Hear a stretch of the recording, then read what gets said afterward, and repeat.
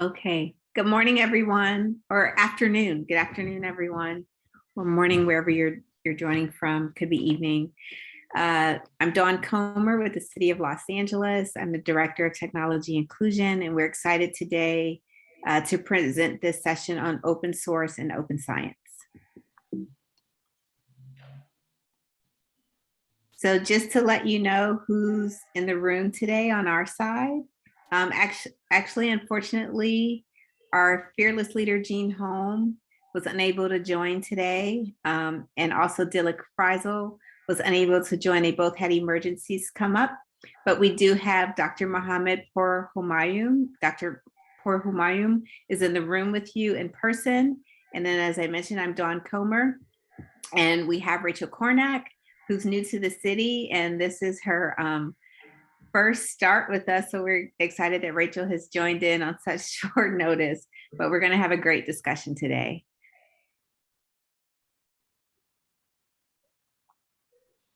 So we want to, oh, go ahead, Rachel. Yes. Well, hi, everybody. We just wanted to welcome you. Our intention for this presentation is to have a discussion and interaction with you. So please, if you have ideas or questions or thoughts along the way, please drop them in the chat. We want this to be a flow and a conversation. This is just an overview of what we'll talk about. We want to understand where you're at and what kind of projects you're working on. We're going to talk about big picture concepts of open science and open data. Then we're going to zoom in and look at some specific examples of this concepts being applied in the real world. And then the last part of the presentation or the session will be an open discussion. And we'll talk about that more, what the topic of that discussion will be. So this is our first question. If you're familiar with the reactions option in Zoom, or if you're in the room, you can just kind of wave your hands around wildly. Are you currently working on an open project? And if you are, please just go down to the bottom, click on the reactions, and give us some sort of reaction, a yes, a thumbs up, whichever one's your favorite emoji.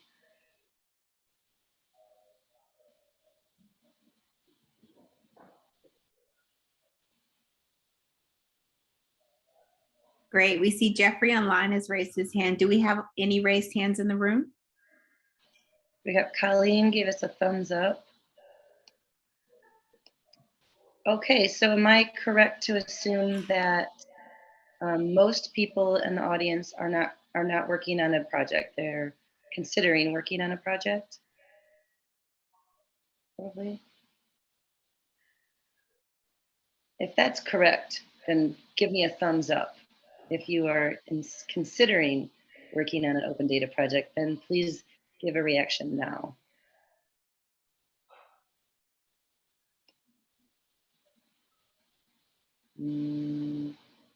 Okay. Well, we'll just assume that some people are working on projects and some people are considering working on projects.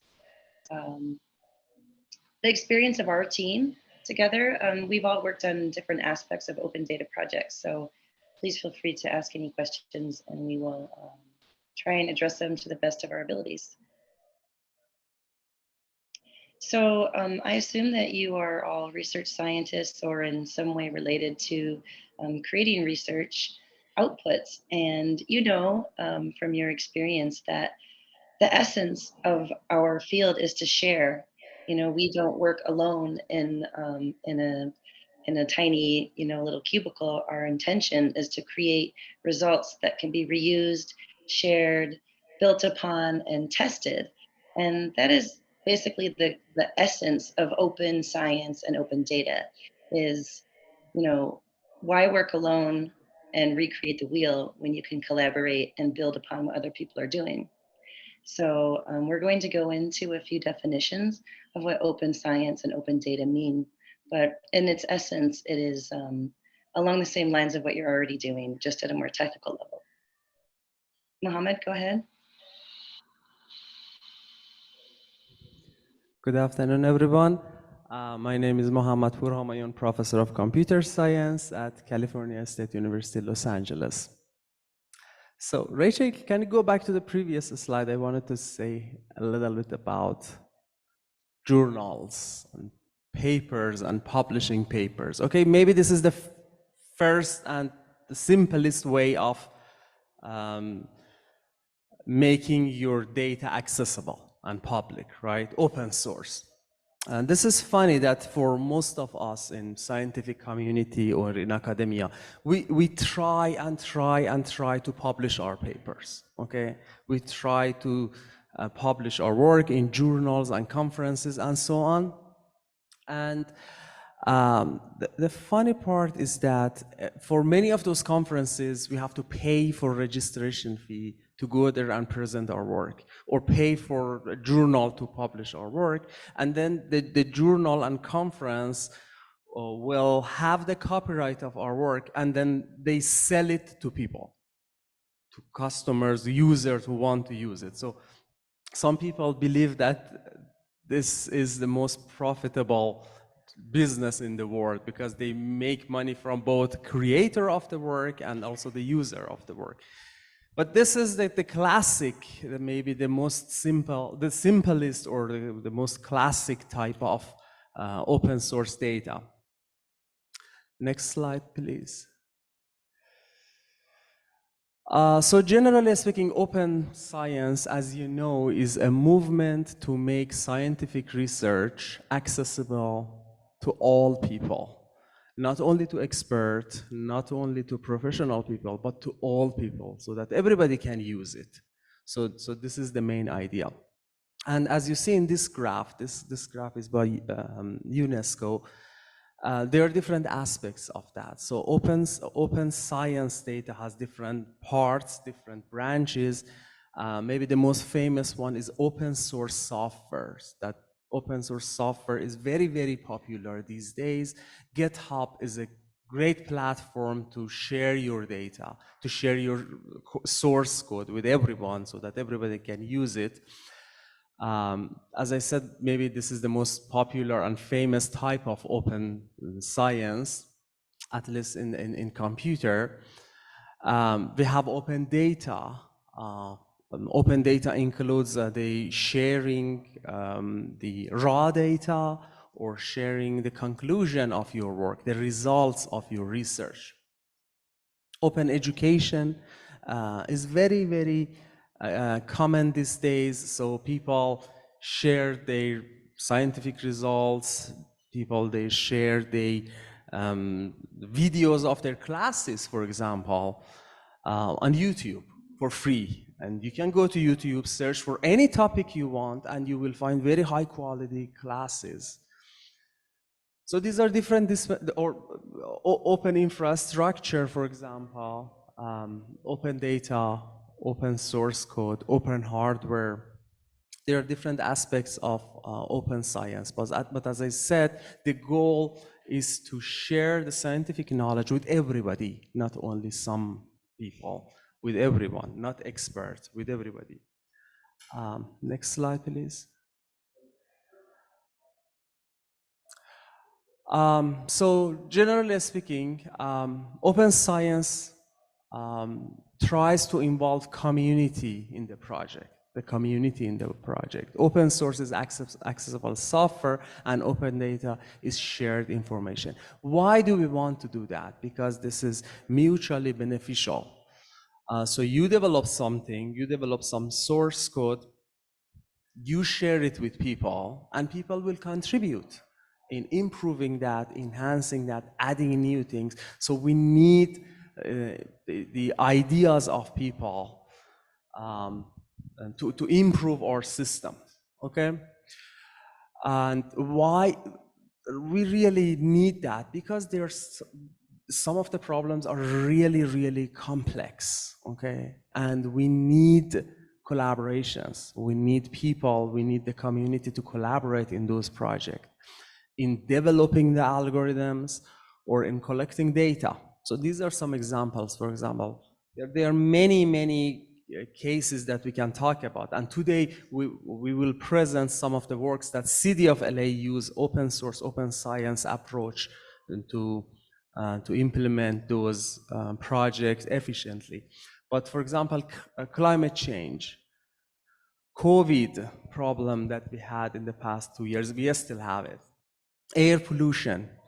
These are some of the problems that we really need the community to help us. So for example, for air pollution, we have probably, we have some types of sensor, purple air, they are community maintenance sensors. People install those sensors at their home and they measure air pollution connected to the wireless of their home and send air pollution data um, to the cloud.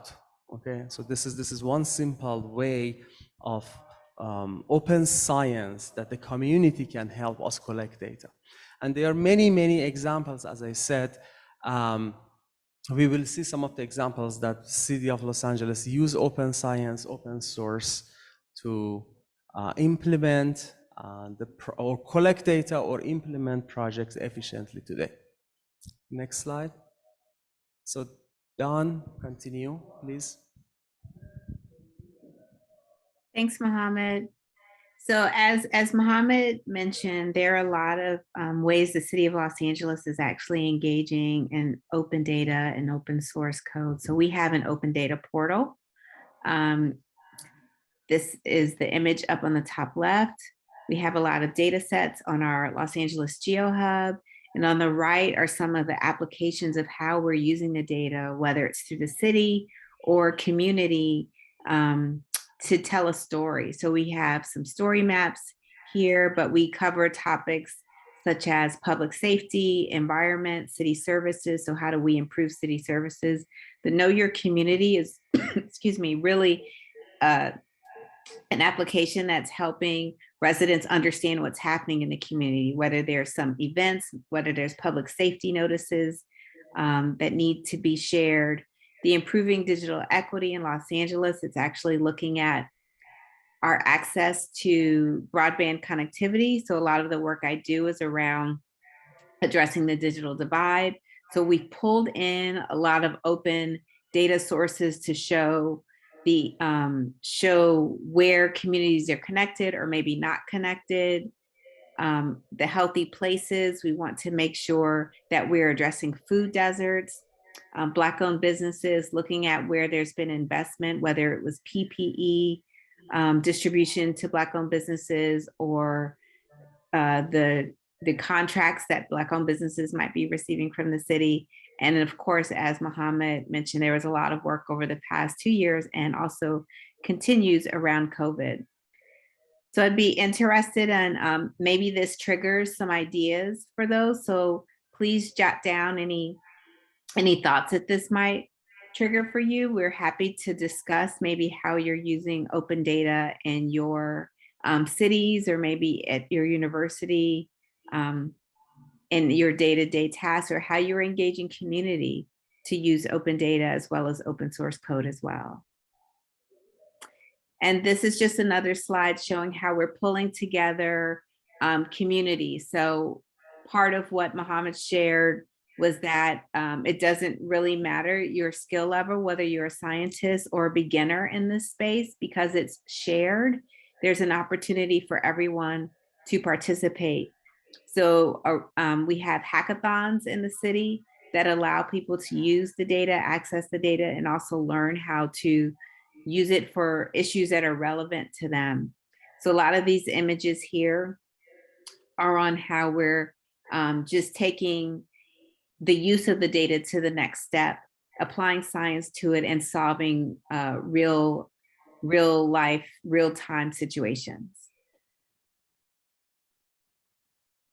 I'll turn it over to Mohammed to talk more about our Predicting What We Breathe air quality project. Sure. Could I interject in that just for a moment? So an interesting side story, 10 years ago, I worked at the University of Southern California with startups. And before I started this position, and I was a mentor in the Hack for LA event, and we were working with startups and partnering with schools like elementary or middle schools to create design teams to build apps on top of the city's open data portal. And so, just as a small world story, I've actually used this information, in the past to do exactly what we're talking about, which is share resources and build on top of information. And it was such a great opportunity for the students to see this. When I was a student, we didn't have open anything, open textbooks, nothing was open. And so it's just such an opportunity now to share this information and teach, the next generation the idea of sharing and being open, even from, 12, 13 years old, like, hey, if you're going to build something, build it with the idea of sharing and collaborating in mind. So just a little side story. Go ahead.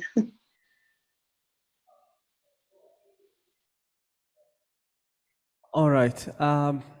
Predicting What We Breathe project is a project that we have started 2 years ago. It's a NASA-funded project. It's a collaborative work between City of Los Angeles, NASA, California State University, Los Angeles, and OpenAQ company. And the goal of the project is to use open source data to predict air quality with high spatial and temporal resolution in advance. So as you know, air pollution is called the silent killer. So every year, more than 7 million people die prematurely from air pollution around the world. It means that every 5 seconds, one person dies from air pollution. And one of the most important steps to mitigate the risk of air pollution is to understand it, discover pattern, and predict it in advance. If we can do that, then local governments, healthcare providers, and etc. can help prevent the side effects and impact of air pollution, to reduce to mitigate the risk of air pollution. And again, the goal of this project is to predict air pollution in advance. We have developed 8 predictive models using, and can you go to the next slide, please? Okay, no, I think I added some slide, but it's not here. Never mind. So we added 7 different data sets, open source data set from 5 of them are from NASA, a NASA satellite data set, including NASA AOD images from MODIS satellite. We use several products of NASA, including Measure for wildfire. We use meteorological data from different sources. All of them are open sources data, including wind direction, wind speed, humidity, temperature, etc., as well as ground level sensors data. That includes 2 different types of sensors. We have reference grade sensors, very high quality, expensive sensors. The number of them are around 13 only in Los Angeles County, as well as low-cost sensors. As I said, purple air sensors. They are community maintenance sensors. We have many of them, like hundreds of them in LA County. So we collect all of those data as different channels of our data package. As I said, all of them are public data. All of them are open data. And we have developed a very advanced machine learning algorithm and based on AI models that can learn from historical data and predict air pollution in advance for next 10 days. Okay, so we have created 8 different models for predicting PM 2.5, particular matter 2.5, which is one of the most dangerous types of air pollution, air pollutants, ozone, NO2, and CO. So there are 4 different air pollutants that we focused on so far, and for each one of them we developed a machine learning model that can predict low term and short term and long term. So the short-term prediction is 24-hour prediction on hourly basis with a spatial resolution of 1 square kilometer. 1 square kilometer is a spatial resolution, and temporal resolution is on hourly basis. And the long-term prediction is on daily basis for next 10 days, again for 1 square kilometer. So these are the models that we have developed, and we achieved the accuracy of more than 90% for predicting those air pollutants that I mentioned for next 24 hours. And as I said, in this project, all of the data set that we use are open data. They are available everywhere. We published more than 14 peer-reviewed papers on this research so far, and the details of the data that we used, everything is in there. By the way, I will present specifically this project in the afternoon session in air pollution, air quality session at 4 p.m. If you're interested, please join us. Thanks, Mohammed. And one thing that we like about this project, sorry, I have an echo, I'm not sure. Okay, thanks. Is that it's an opportunity to use earth science data for some analysis on health outcomes. So we want, as a city, we want to be able to improve health outcomes with the algorithms that Mohammed has created and the data that we're able to use. We can look at the interventions in the city around air quality. So if we look at historical tree planting, if we look at wildfires, if we look at some of the wind events that we have, these are inputs that we can put into the model to understand how we can improve air quality going forward. Maybe we can have some policies around supporting those who may have some respiratory challenges. So it's definitely an opportunity to look at using open data to improve some real-time outcomes.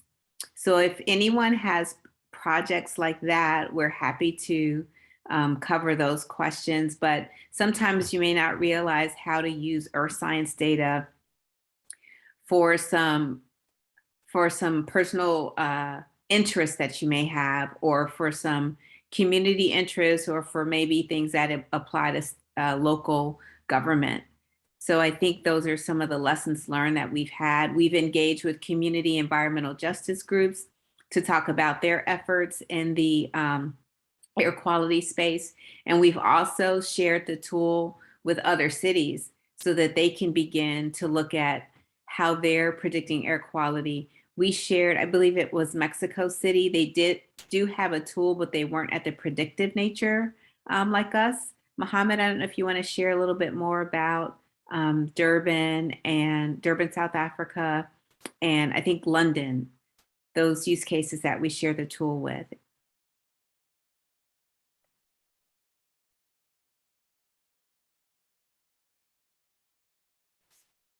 Mohammed, you still there?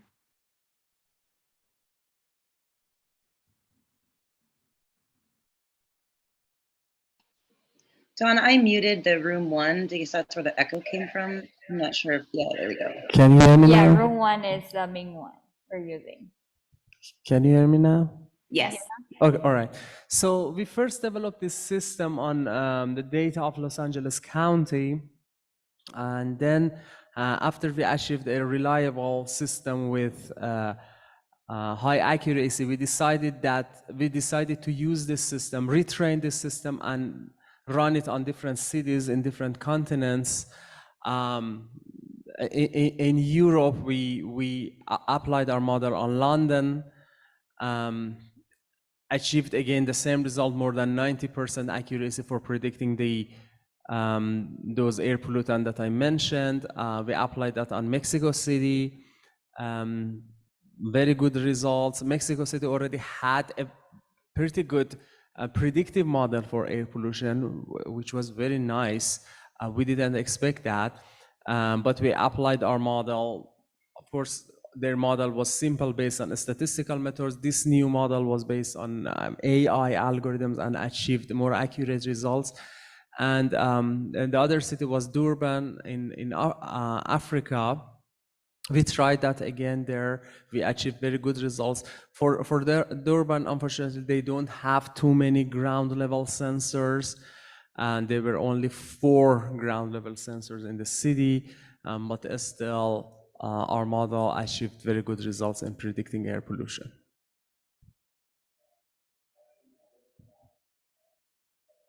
Great, thanks, Mohammed. And we do have a few questions in the chat. So I'm not sure if there are questions coming up in the room, but Paul did ask if we're going to archive the data. I replied, yes, we will, definitely, as part of our being open. So we will be archiving this data, and we'll keep everyone posted on our website, airquality.lacity.org. And hi, Karen, great to see that you're here as well. She asked, on the AQ prediction models, can the algorithms be applied to other communities? So yes, just as we said, we've shared with some international cities, we're happy to share with you as well.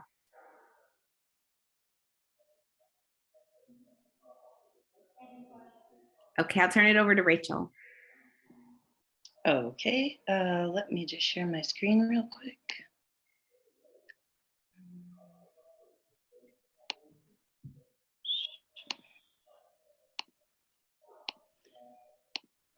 Okay, are you able to see my screen about Justice 40? Yes. Okay, great. So prior to starting at the City of Los Angeles, I worked for a federal agency in Washington, D.C., and my position was related to using data to make data-driven decisions. And I'm not sure if you've heard of this initiative, Justice 40, but basically what it required is that 40% of the overall benefits of certain federal programs go to disadvantaged communities. And so the question was, well, how do we know where are these disadvantaged communities, and how can we, as like federal agencies, report on how we're actually implementing this? And it became this really interesting open data, open collaboration project with many different organizations. This is, we didn't talk about the idea of an open process, but basically the White House had the Council on Environmental Quality lead this initiative of creating an open and accessible spatial tool to show where disadvantaged communities are. And they had to define, what does that mean to be disadvantaged? And, it's not a straightforward question or concept. And so they created many different models and methodologies to test and understand how do we like calculate and quantify this kind of abstract concept so that we can start actually pouring these benefits into the areas that need it most. And the way that they approached this project was through an open process. And they had a Google group and a GitHub site along like the entire project. They included the community of scientists and data scientists, researchers, social scientists, whoever wanted to be involved in the idea of how do we do this big project together. And it was really interesting to watch this unfold, because as a member of this Google group, I'm collaborating with people I never could have collaborated with before. We didn't have a memorandum of understanding. We hadn't spoken before, but I could just openly and easily collaborate with people from, state agencies, nonprofits, research scientists, members of the public, anybody who wanted to be involved in this idea of let's create something together, which was really kind of interesting to participate in. And as they were going along, they had a GitHub site where they were keeping all of their code and decisions, and anyone can access this and kind of play with it. And the way that they did this is they kind of took the best of the community and then made, amongst themselves the executive decision of like, how are we going to do this? What's the best way to do this analysis? And then they published these results. This became beta, I believe, in February or March. And this entire platform is open source software with open data. And what you do is you can search for an address. So I'll just put in somewhere like Los Angeles. Oops.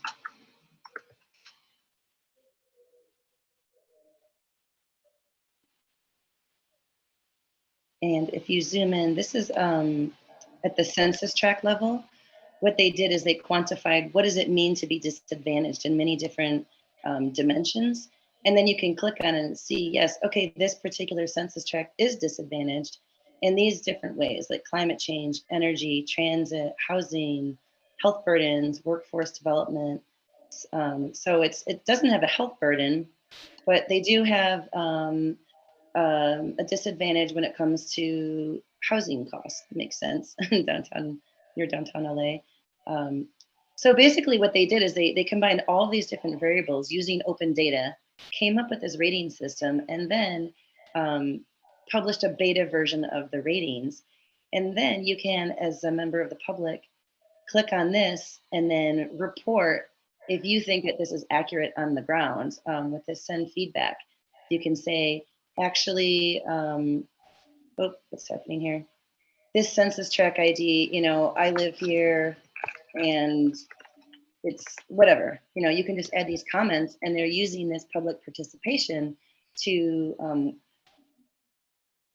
do a quality control check and make their data even more accurate and like based on the ground knowledge. So, and then the methodology itself is available so that other organizations and entities can take the code that they use for this model and reuse it. And so we actually did that at our federal agency, as we took this information as the baseline of our analysis. And then we were working on quantifying where do we provide benefits and how does it relate to this information. And so we could actually rerun this code and alter it to save, vast amounts of time and money, and also leverage like a standard, like this is the standard of whether or not an area is disadvantaged in this way, so that we don't have to define it ourselves and our results can be shared. So that's it. I thought that was like a very interesting project. They use so many different dimensions of being open in this project.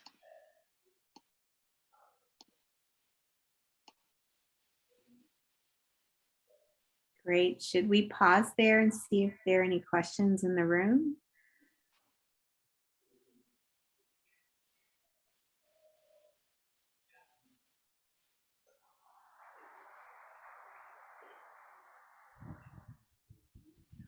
Oh, hello, yes. My name is Bhaskar Ramachandran, the lad stack in Goddard.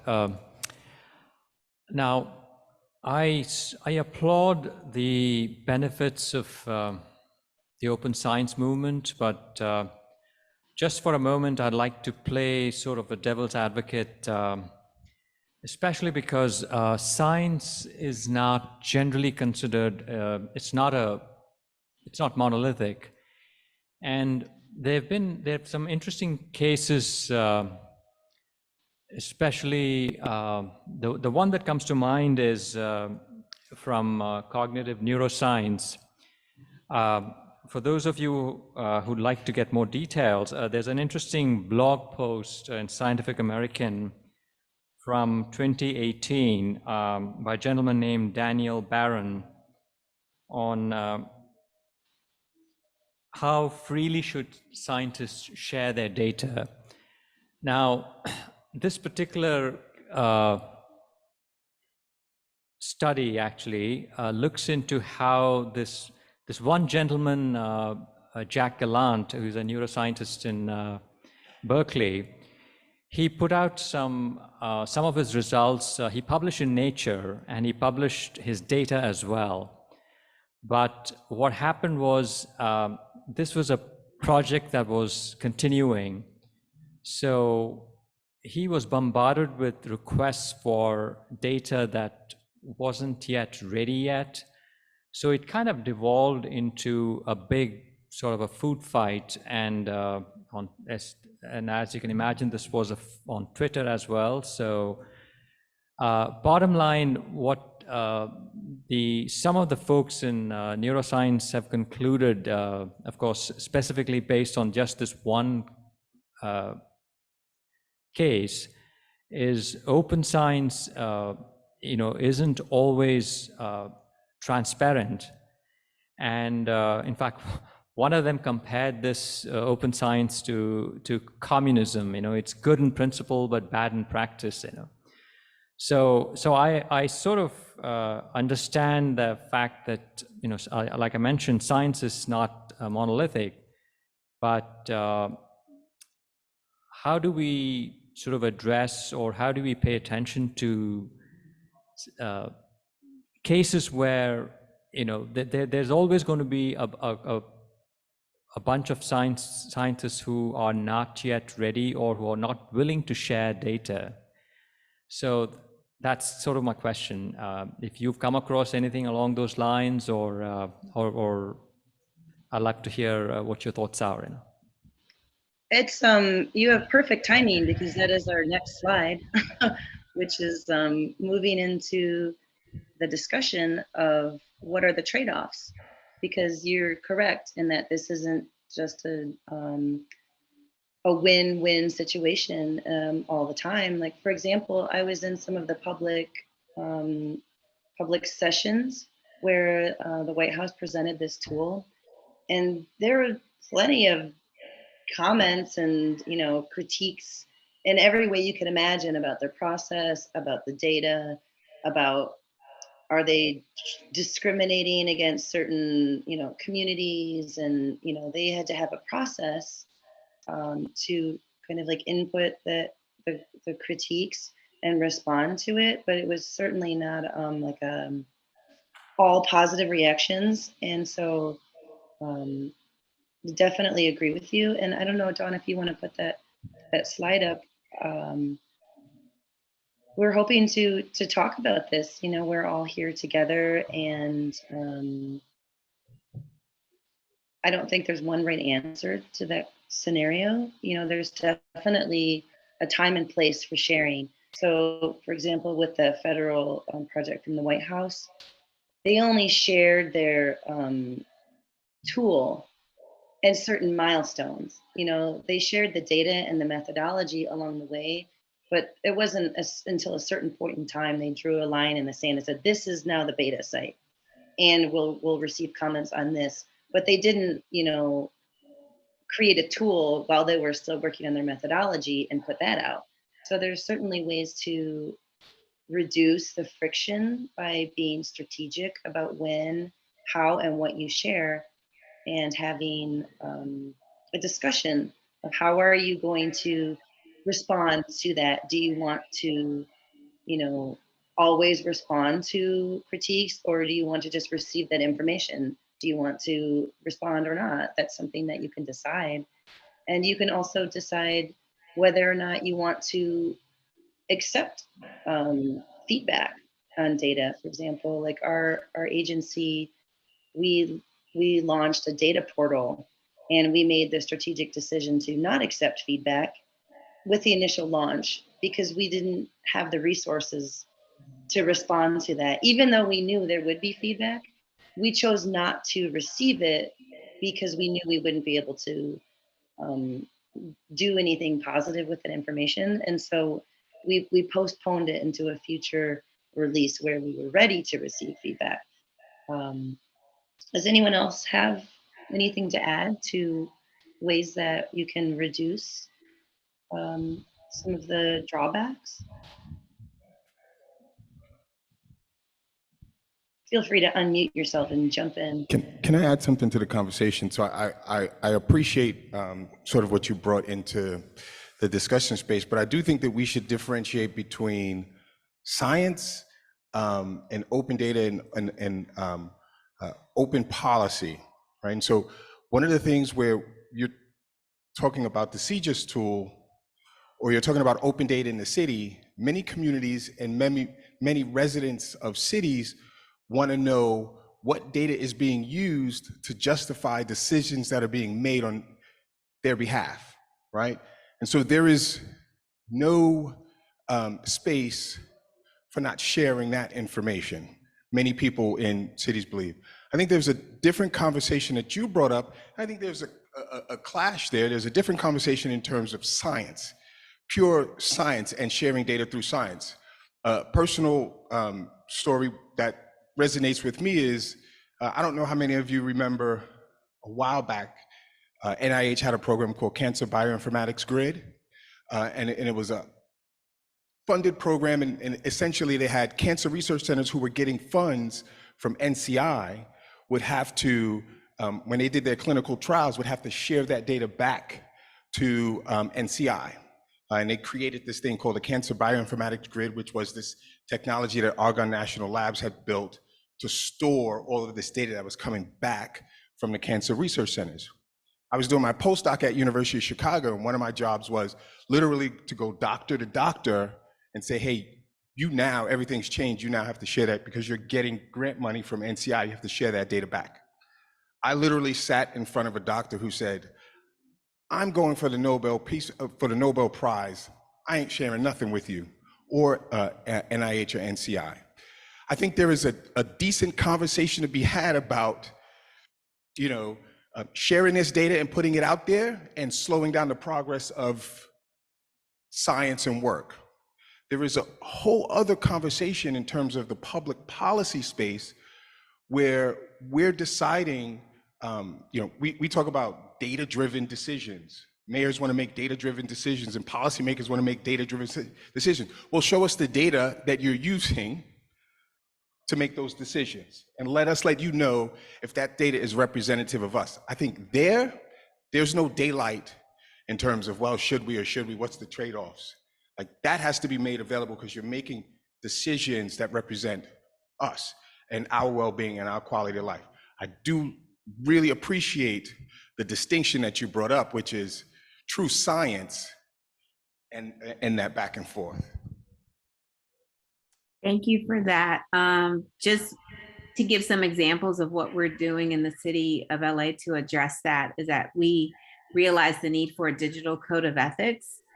So understanding that, much of the work that we're doing around technology and data lends to that very conversation that you're mentioning about making sure residents understand what the data is and how the data is being used for decisions.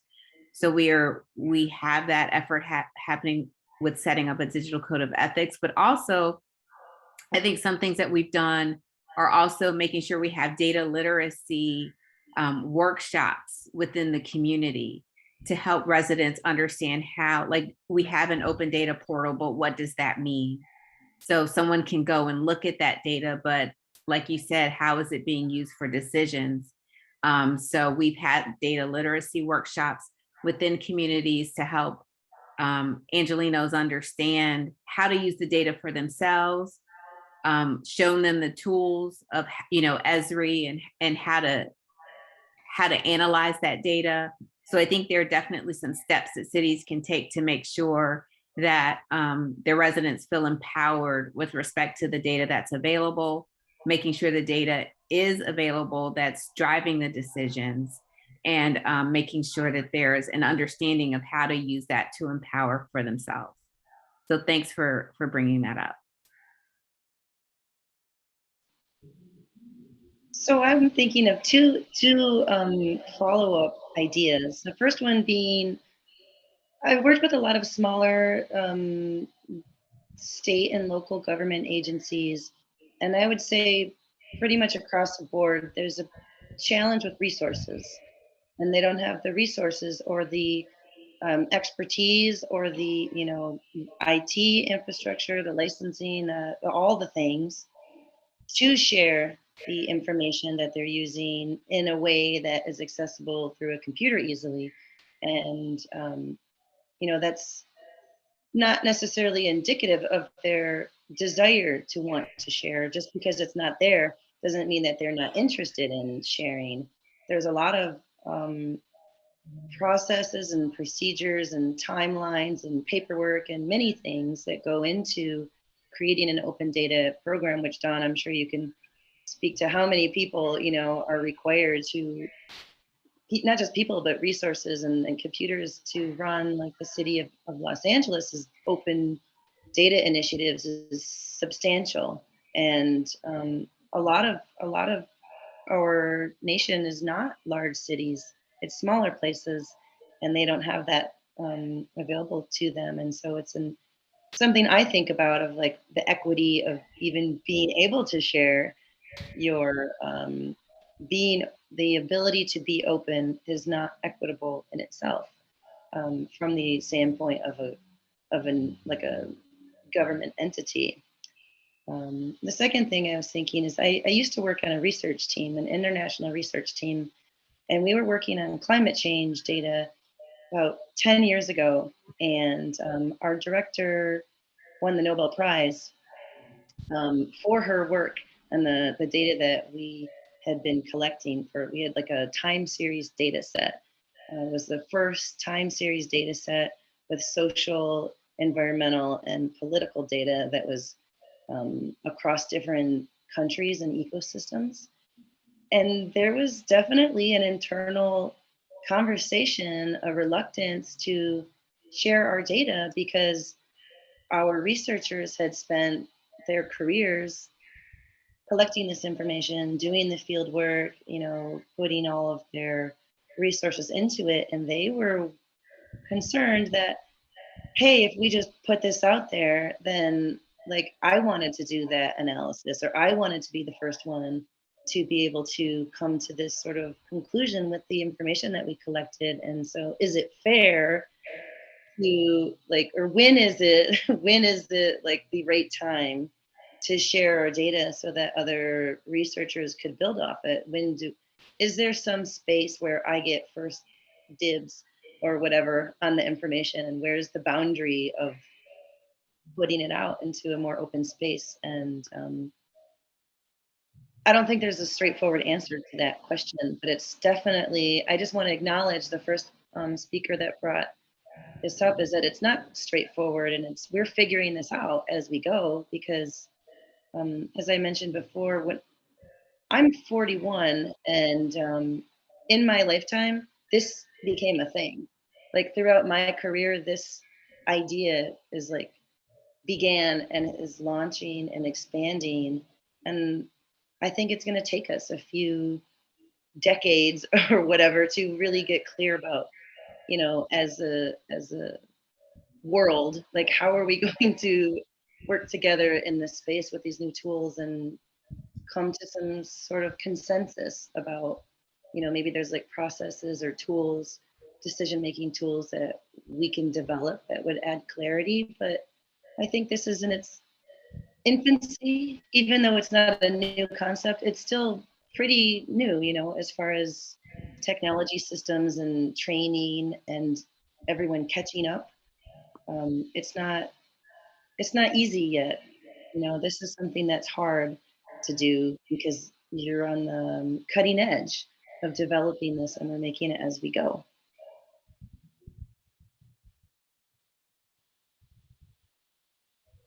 It Would is anyone a like work to? in progress.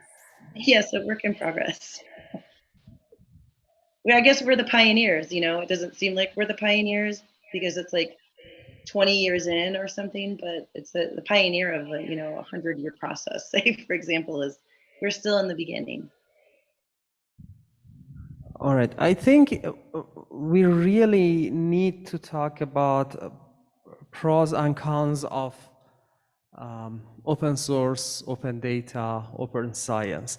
So of course, open source, open data, open science, it's very beneficial.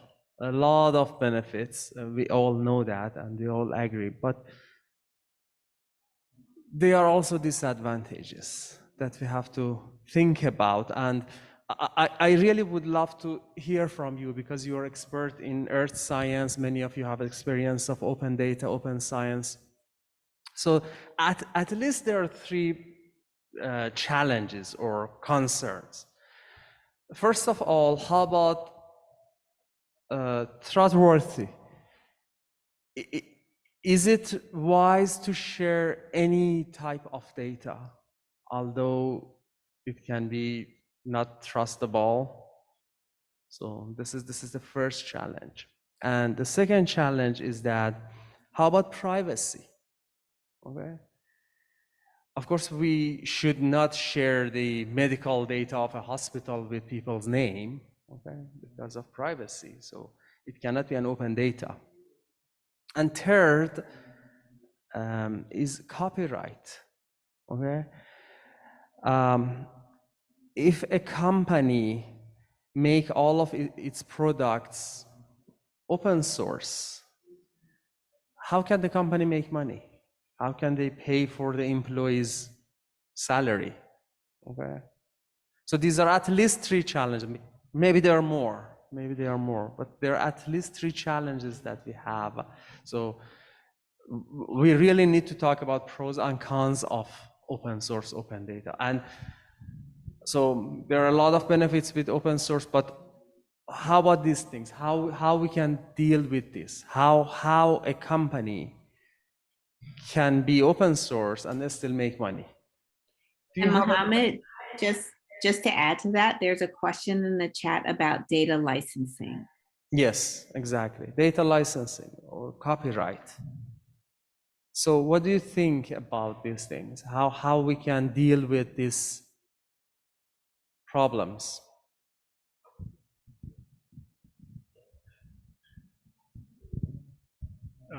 This is Rich Signal, USGS. I was just remembering, like, when I told my grandmother about the World Wide Web, and she was like, that's never going to work, because like there's going to be websites broken, and stuff. It's like links are going to be down. It's just not going to work. And I was kind of reminded of that because, yeah, there's going to be data sets out there that are going to have problems, and maybe they're going to have bad data. But to hold that back, I mean, it's like Yelp reviews too, or something like, right? People write bad Yelp reviews. People have never been to the restaurant, but somehow we figure it out as a community. So I think I'd much rather go that way than sort of try to, manage everything for, decide what the good stuff is on our own. I'd like to follow up from your comment. That was one of the things that we actually talked about when I was working for this other entity was, well, what if we find problems in our data? And I was like, yes, that's the point. We want to find the problems in our data, because if we don't ourselves know what the limitations of the information we're using to make decisions, how are we going to be able to be effective? And so it's almost like vulnerability, we're going to be vulnerable and put out what we have. And then, of course, there is going to be some reaction like, wait, that's what you have.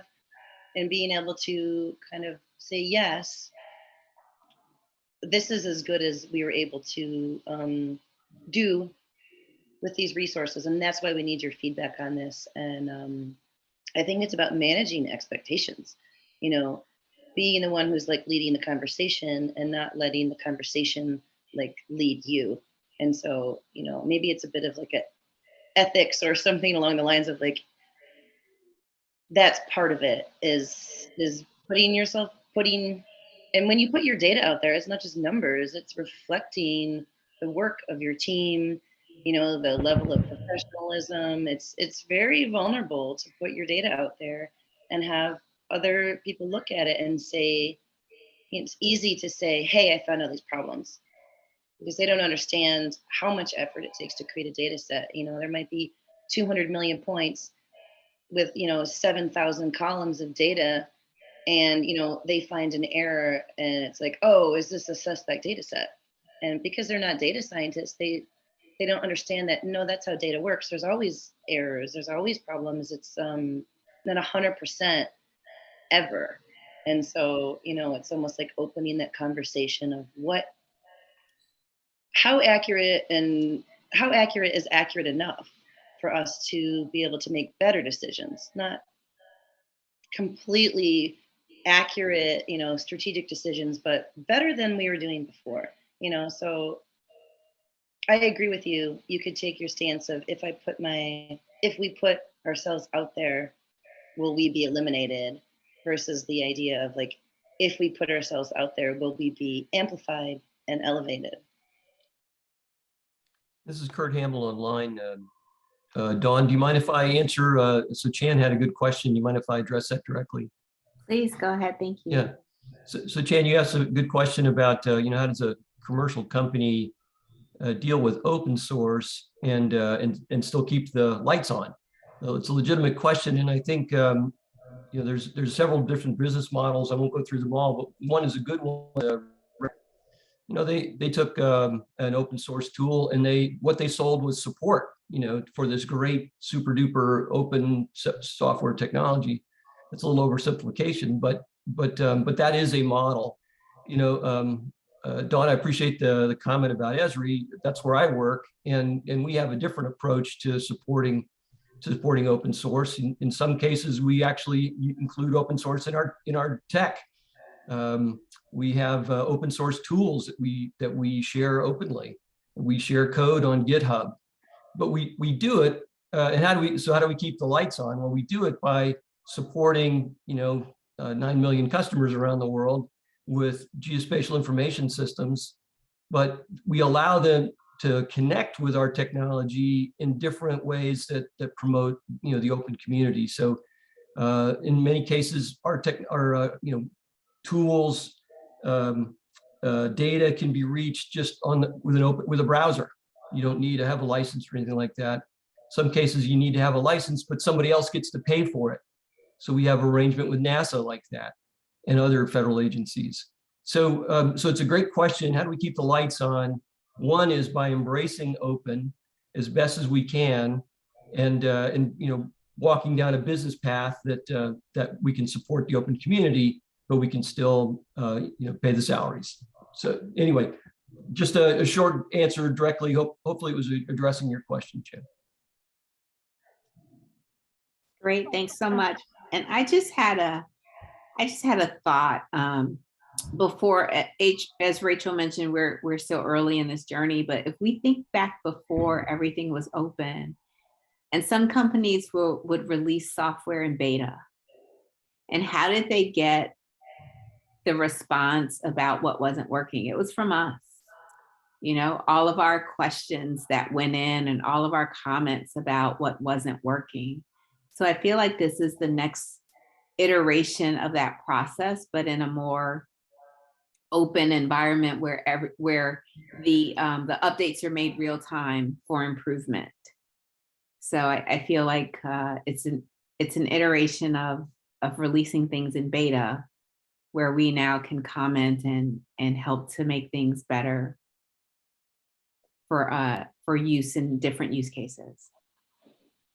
And Dawn, that's actually an interesting, made me think of something. So I've been evolving my tech skills, responding to the changing world, and I've had to retrain myself many times. And one of the last degree programs I did was a certificate specialization program from Coursera, which is like open education in the field of user experience design and user interface design. And it's basically like a new newish, if you compare it to other sciences. It's a whole new field. And the basis of all of it is like, let's ask people questions and design around them, as opposed to like, I know what you need, here, let me give it to you. And I think these are working in tandem of, the idea of not just software, but any kind of product, restaurants getting reviews like, hey, the tacos weren't that good. There wasn't a way to say that before that wasn't rude. Like, you would never just go up to the, place and be like, honestly, this is not really doing it for me. You would just keep it to yourself and go somewhere else. And so it's like the whole world is moving in this direction of like, let's talk to each other and see like what's working, what's not working. Now we can respond to this and make it better, knowing that hey, you're going to have some like 1-star reviews. And someone spoke earlier on that as a community, we're able to understand that. We don't expect all 5-star reviews. And if it's like, oh, wow, there's a problem and I'm not going to go there, I'm not going to use this, as, we as a society are adapting to this too and getting used to the idea of flaws. And like, if you want to call them flaws, it sounds kind of negative, but just, other pieces of information. This is a piece of information. That's a piece of information. Is it good or bad? I don't know. But now I have more information. And so I can make a better decision. Great. Yeah, we have a question in the room. Okay. Oh, let me unmute the room. Sorry, I've been muting the room when someone else is talking because you can hear the mic feedback.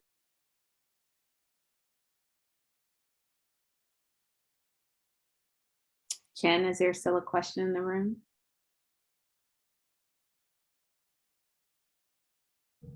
Okay. Can you hear me now?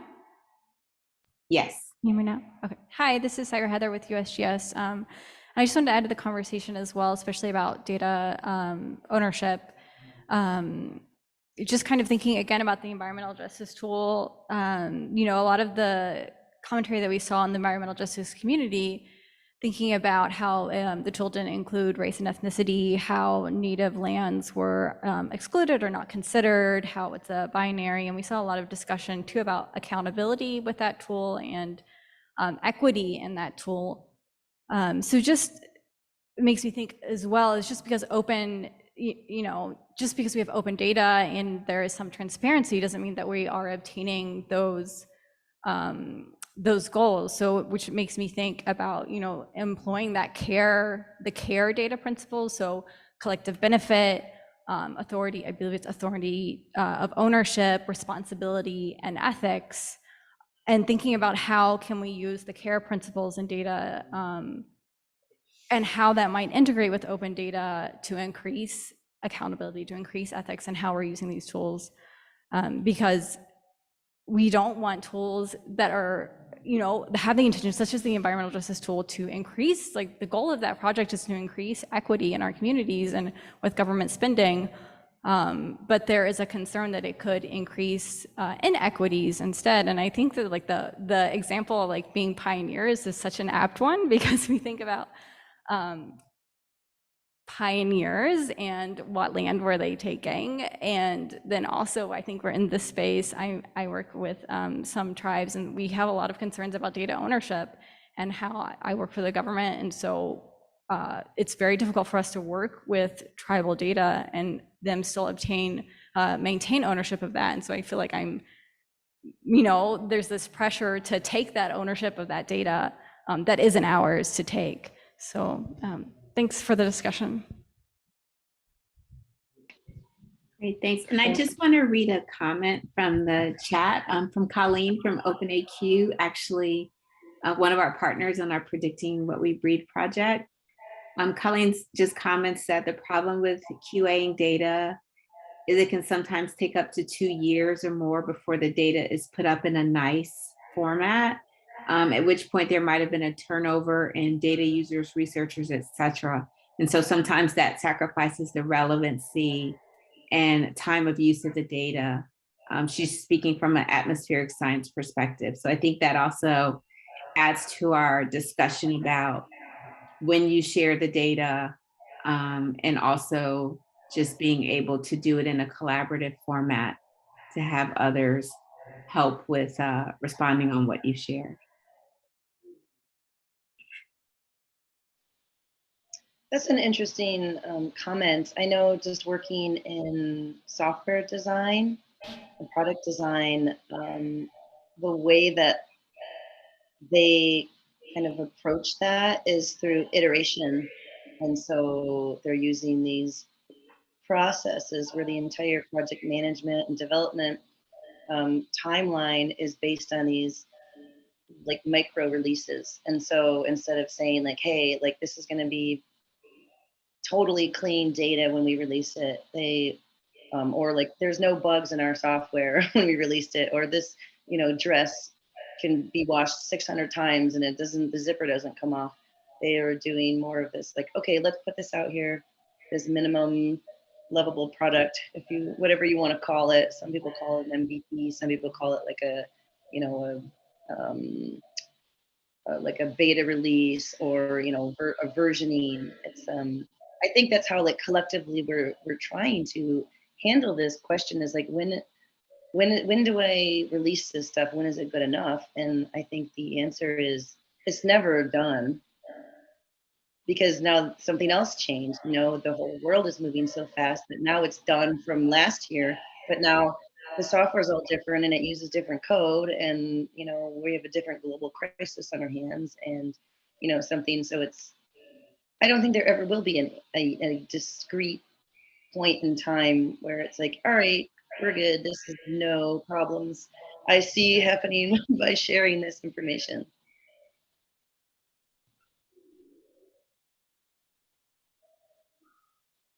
Did we get the question in the room?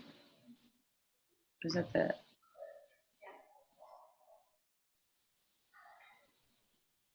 We did. Oh, okay.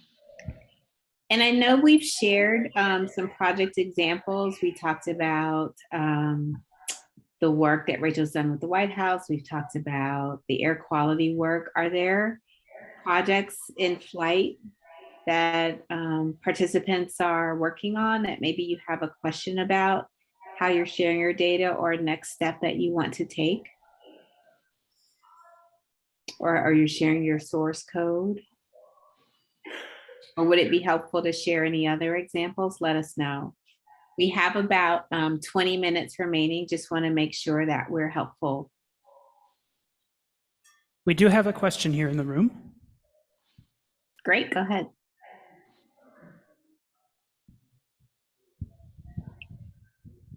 Thanks. Can everyone hear me?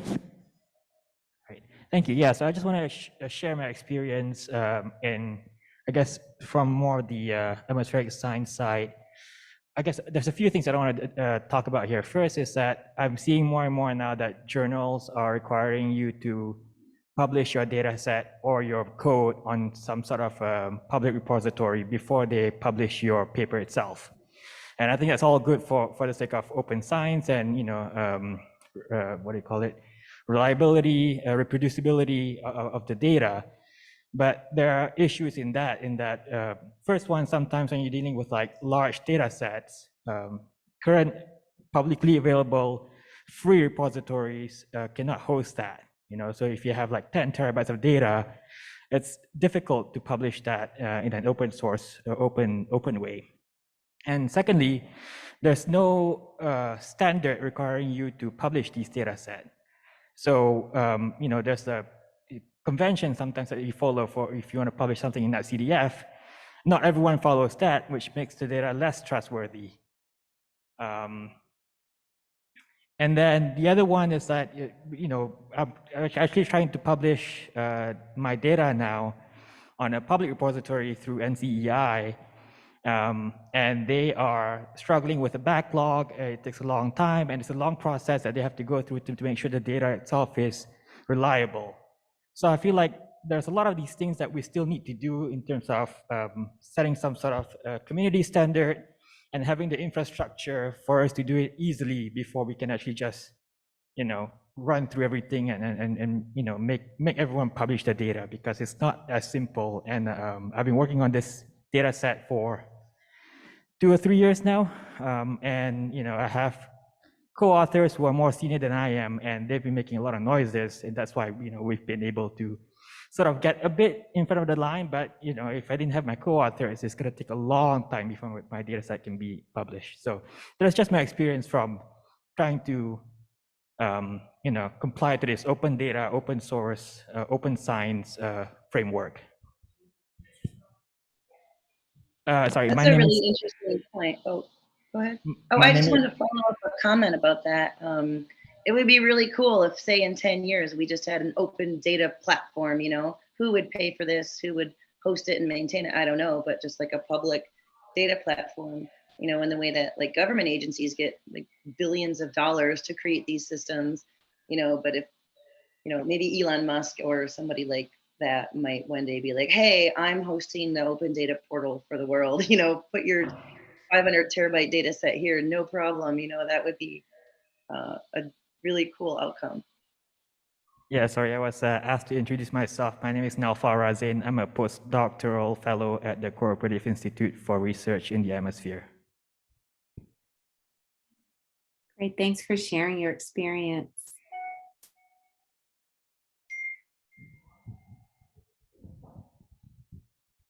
Is there another question? Yes, okay, it's on.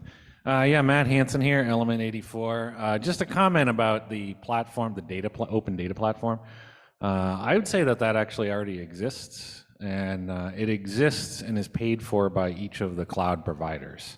So Google has Google Earth Engine, AWS has the AWS Public Dataset Program, which is, for the most part, most of that data is in US West 2, so it's all in the same data center. And then Microsoft has the Planetary Computer. And so the reason why they can make that work, of course, is that they make that data available for free with the hopes that people will come and use their compute. So just as an example, we maintain the Sentinel-2 archive on AWS, and that's a 15 petabyte archive. It costs about $300,000 a month in storage, but we don't have to pay for it. And that's just one of many different data sets. So yeah, I don't think it's ever going to be government that's going to pay for it. It's going to be the people who benefit from making that storage available to their customers.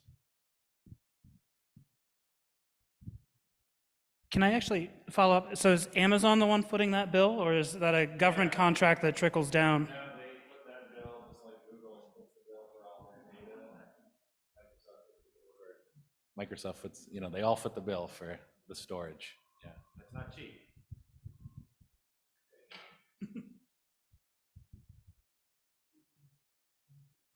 Anyone else in the room? Anyone else virtually? I will throw in my small 2 cents. Another platform that I've used that's open and has a business model is Open Drone Map. So I think that's also a sort of support as a service business model. But that's also something I'd like to dig in deeper to.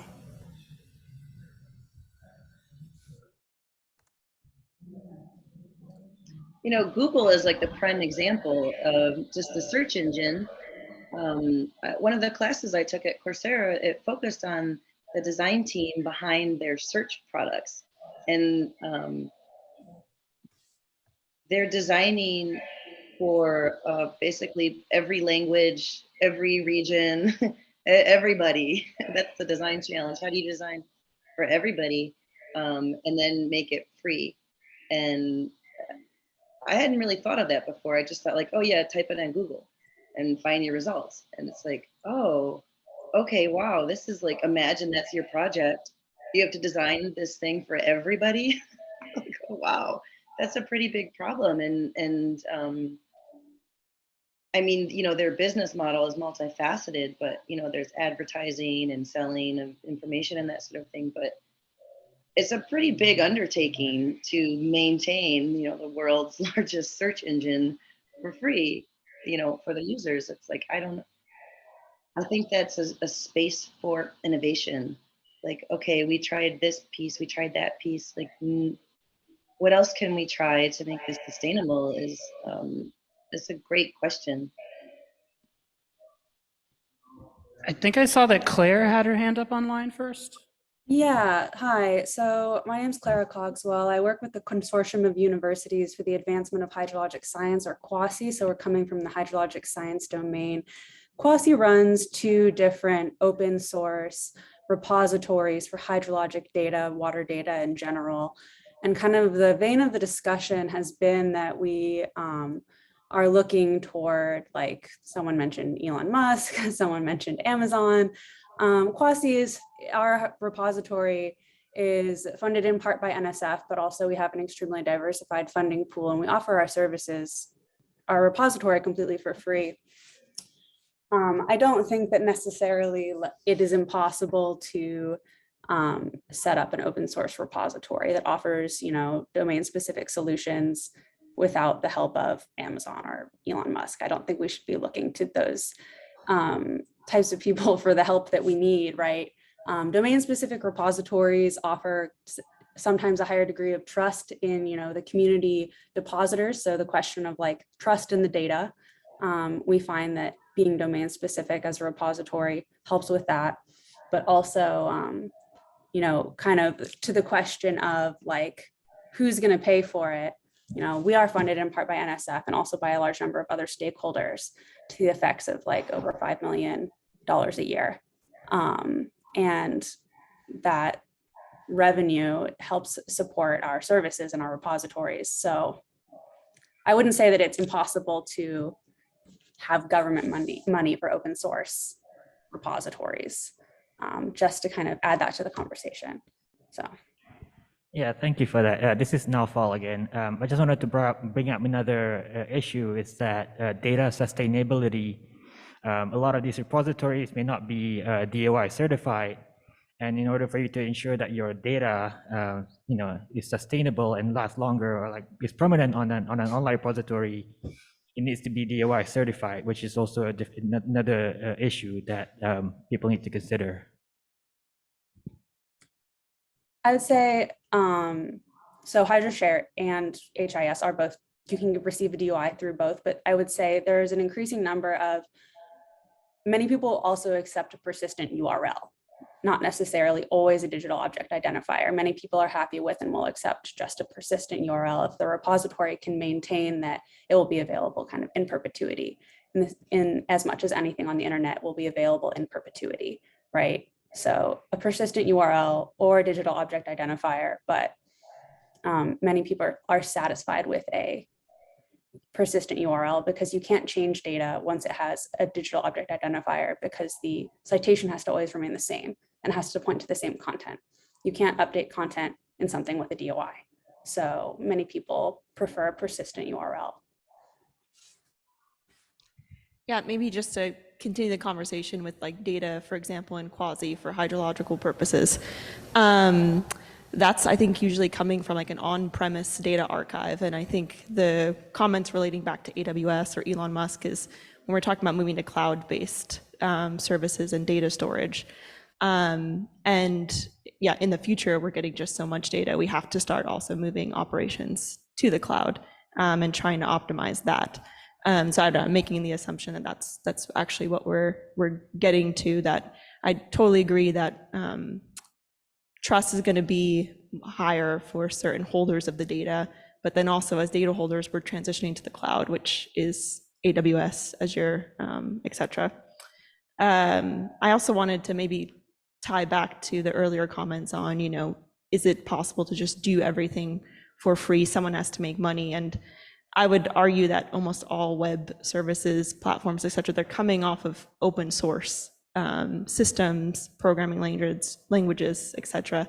What we pay for is the companies that are streamlining that or making it more useful. So for example, Esri and ArcGIS, that's built off of open source GDAL platforms, et cetera, but people will always be willing to pay to be able to work with that in a more, let's say, robust way. But we shouldn't only leave developments for people who can afford such tools. So yeah, just some comments. I'm going to snowball off of that while I walk across the room. I have been thinking a lot about that recently, and the technical skill gap is really what I get hung up on these days, and we can't keep shoveling off the responsibility of hosting these petabytes to 3 companies. That's got to be skills that grow, at least in part, organically as they come up with those issues. And here's Matt. Hello again. Yeah, so just to comment on GDAL, and like proprietary software being built on open source and them making money. I do want to point out that GDAL was not sustainable only about 2 years ago when there was actually funding, and now there's an annual funding account for GDAL. But I'd go so far as to say that a lot of the big companies have exploited open source software to great detriment. We've seen that with the Heartbleed security vulnerability and other ones. And the fact is that basic open source libraries upon which everything is built actually don't get the funding, and they're used by big companies. Amazon's a perfect example of charging exorbitant license fees for hosting open source software, and yet they'll contribute back like a small percent of that to the actual development of that software. So that's my anti-corporate view for today. Thanks, I'll be here all week. I'm thinking and just responding to the comments around the idea of, we were talking about open science and like neighborhood-based science and, this like community approach versus this top-down approach.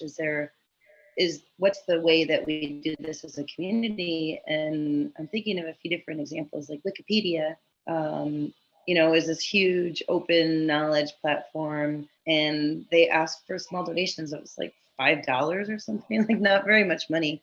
And, not everyone, a certain subset of their user base who is like really into it and is able to pay is, giving these like smaller sums of money, and they all add up. It's like an interesting concept for data and open data of like, I'm not an expert on Bitcoin by any stretch of the imagination, but my understanding is at some point, I don't know if they're still doing this, but individuals were using the space on their own computers to like run this code. Like it was like it wasn't just like a supercomputer doing it. It was a network of individuals, and then you could like rent out the space on your computer to let this stuff run. It's like, I don't know if that's feasible or plausible, but I think there's something to the idea of how do we do this together so that we're not just waiting for this like unicorn to come in and save the day. It's like, what can we do as individuals to be powerful and create this together?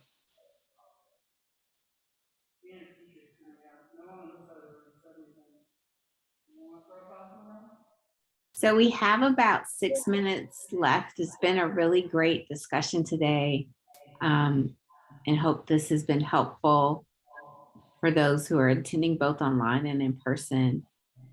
I want to see if there are any final thoughts from, let's start with Mohammed there in the room and then go to Rachel, and if there's anyone from the room, an attendee either online or in person, who'd like to just share a lesson learned from today, that'd be great. Okay, I personally believe it was a very good discussion. As you know, as I said, open source, open science, generally speaking, is a very, very good idea. It can be very beneficial. But as I said, there are a lot of challenges, and we should be able to address those challenges, privacy issues, copyright and licensing, and so on. Another thing, as I said, is that any data is not worth sharing publicly. So I don't know how we can do that. And is there any way to give some standard values to the data before publishing that? Well, data can be like news. It can be wrong, it can be right, it can be fake news. So maybe it's not smart to share any type of data before we make sure that we can have some levels of confidence to that data, make sure that it's not wrong data, it's not bad data, and so on. So I believe it was a very good discussion. Thank you so much, everyone, for attending this session and for your opinions and comments and questions. So my summary is thank you everybody for being flexible and holding the space for a discussion that, given all of these challenges, that we're not like, well, forget it, we're not going to do that. I'm happy that together we still understand that this is important and we get to figure it out together. I've been reading this book that talks about using constraints as your motivation, and that the idea of having constraints is what creates your opportunity. And if we can consider these constraints the opportunities for the next solutions, the next businesses, the next research projects, it's like that's where we're able to add value, is understanding what's the gap and where are these gaps, how can we make that gap smaller together. So thanks for listening and participating.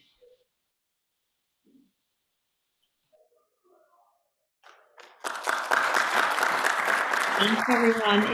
Is there a participant who wants to give a closing thought? We appreciate you. We appreciate your engagement today.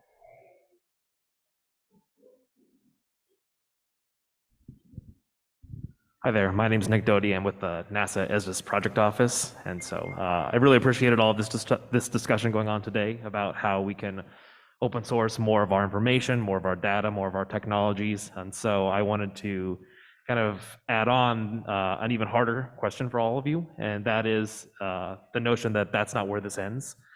And so the thing that we're always trying to work on is that even though we have all of this data that we're sharing with everyone in the world, how can we open that up? How can we bring in more people into the fold? And so we're calling the next year, 2023, the year of open science. And so the big question is, how can we make sure that our data is available to more and more people? Because the learning curve on all of these things is so difficult, right? And so that's something that when you're starting to open source all of your data, that to keep in mind. And also, if you have any thoughts, advice, questions, our door is always open. So please let us know, because that's something we're always looking forward, and we hope that you do as well. So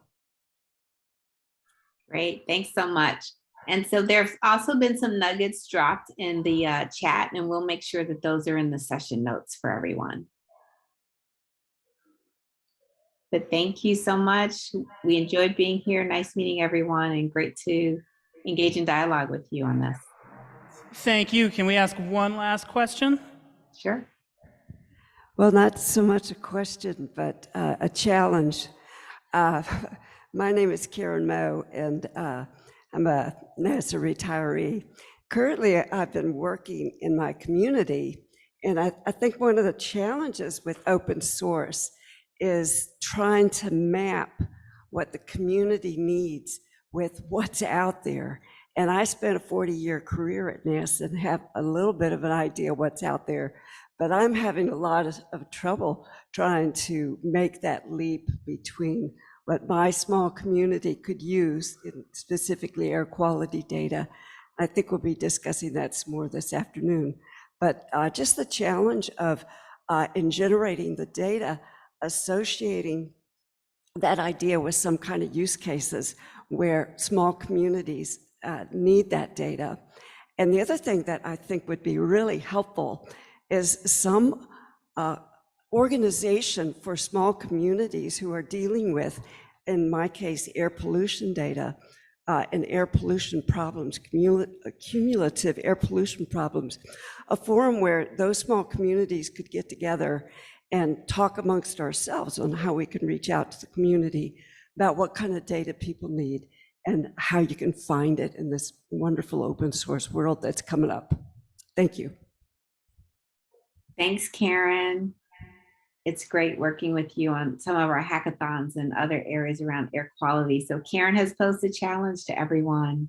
Please, she's there in person, so please find her and help if you're able. All right. Thank you, everyone. Have a great rest of your day. Thank you.